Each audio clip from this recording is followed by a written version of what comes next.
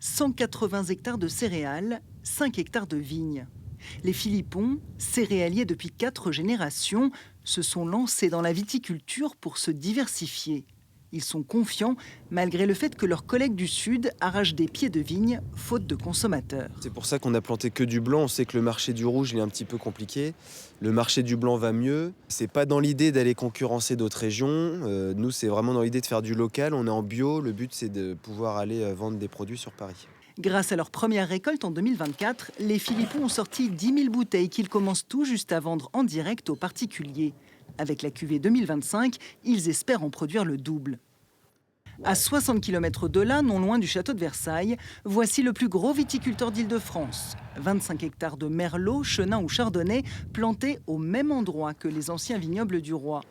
9 salariés travaillent dans cette exploitation fondée en 2017 par un Bordelais. Salut Maxime. Adrien Pellissier sait que ses collègues du Sud souffrent, mais il compte sur sa spécificité pour réussir. C'est bien ça. Vous voyez ici, il n'y a que des petits contenants. On travaille un peu comme dans une manufacture horlogère.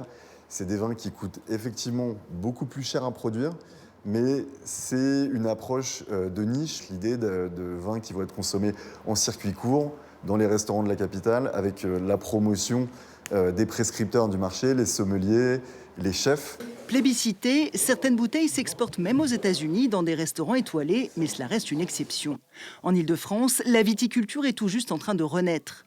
Présents dans notre région durant des siècles, les vignobles ont presque tous disparu.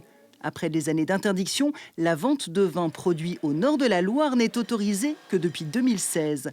Alors de nouveaux vignerons s'installent, on compte une vingtaine de professionnels, essentiellement en Seine-et-Marne.